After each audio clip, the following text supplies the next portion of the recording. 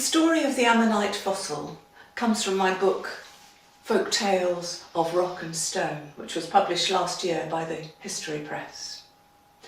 In the story, I wanted to explore the process of fossilisation, but also to think about what had happened to this curious bit of stone over the centuries since it was left on a beach. I also wanted to look at some of the legends, or a legend, that had been told about stones and fossils, trying to explain them in days when people didn't understand evolution. Ammonites are a common fossil in the United Kingdom because they thrived for a long period, and these periods are well represented in UK geology. Ammonites were molluscs related to the octopuses, squids and cuttlefish of today. They had a coiled shell, tentacles, gills and simple eyes, and swam in shallow seas, adjusting their buoyancy and where they swam in the water by expelling water from their chambers of their shell. They survived from about 200 to 65 million years ago in the Cretaceous and Jurassic periods. And at the end, along with the dinosaurs, they died out in one of the great extinction events. So this is the story. And I just want to show a picture of an ammonite. So that is an ammonite as you might find it, like that. And the other is an ammonite as you might have seen it if you were there in the Jurassic shallow seas.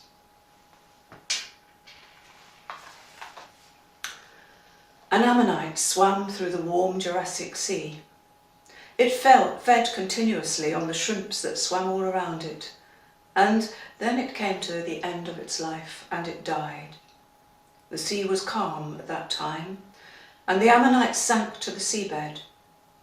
It rested on the seabed for only a short time, as a storm blew up that stirred the waters. Sediment rose in great clouds, and the remains of the ammonite quickly became buried. This burial was the most significant event in the process of fossilisation. The soft parts of the ammonite decayed or were eaten, leaving the coiled shell deep in the sediment. Most shells would have filled with mud and then been crushed, but the hollow spaces in the shell of an ammonite were filled with calcite, and in the case of this particular ammonite, also pyrites, iron sulfide, which had an effect on its appearance many thousands of years later. Over long periods of time, crystals grew inside the spaces in the shell, and then the same chemicals infiltrated the material of which the shell was constructed, and they replaced the material of the shell, and a fossil was created. At the same time as the shell was becoming a fossil, the sediment in which it was embedded was subjected to pressure. It was compacted and slowly became limestone rock. A large part of the sediment was made up of other shells now crushed beyond recognition, and this made up beds of limestone. Over time, the waters under which the rock lay receded, leaving the English Channel between England and France. The limestone in which the fossilised ammonite was embedded formed the cliffs at the edge of the sea. The action of the waves and the wind gradually exposed new rock. Water seeped down from the top of the cliff. In cold periods, that water froze and cracked the rocks, and the cracks were widened when the hot sun of summers dried the land. In a great storm, that part of the cliff fell to the beach in a small landslide, and the fossils still embedded in the rock came to rest under tons of earth and other rock on the beach.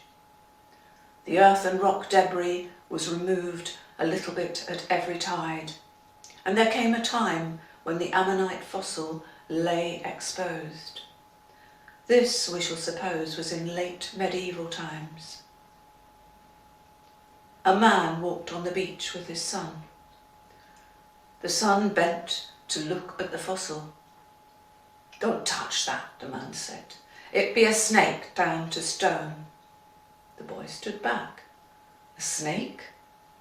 It is said that St Hilda, who founded our monastery, first had to cast out the snakes. She used her whip to take off their heads and turned them to stone and threw them over the cliff onto the beach.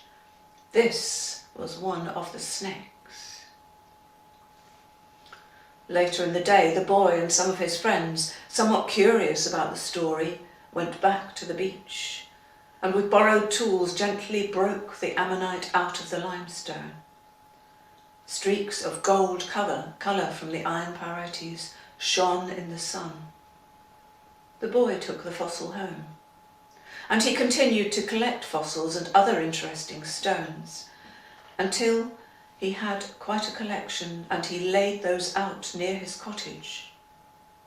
However, other villagers told his parents that the fossils were the playthings of witches and should not be kept. The boy thought of hiding them elsewhere, but before he had time to do that, they disappeared one night, collected by the neighbours and thrown into the sea. Over the years, people talked about these strange stones that looked similar to modern creatures, but not exactly the same. There was a notion that they were very old, but there was deliberation as to why God would have put them on earth. Why were they there? Life was as it was. Perhaps God had put them there as decoration for the humans to admire. Then, in the 1800s, there were stirrings of the ideas around evolution. There was a suggestion that fossils were indeed a record of prehistoric and pre-human life on Earth. This contradicted the Bible teachings about the creation. Charles Darwin's book on the origin of species increased the controversy and argument. The fossil ammonite lay exposed on the beach again, and was picked up and mused over by those who passed it by. Then it came under the gaze of a fossil collector in Victorian times. It was particularly a well-preserved and complete specimen of ammonite, and he carefully wrapped it and took it home. He displayed it in a great cabinet, great glass cabinet for years, and his visitors gazed at it. But the man aged, and the glass became dusty, and he died, and his collection was put up for sale.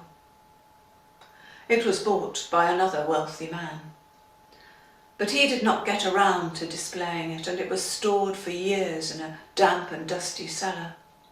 He died, and his collection was bought by another who was setting up a fossil shop.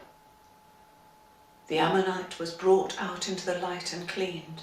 It was indeed an excellent specimen, and it was displayed briefly before being purchased to sit on a shelf in a pub. And there the ammonite resides. But its story is not complete. Its story goes on further into the future, where we may not be.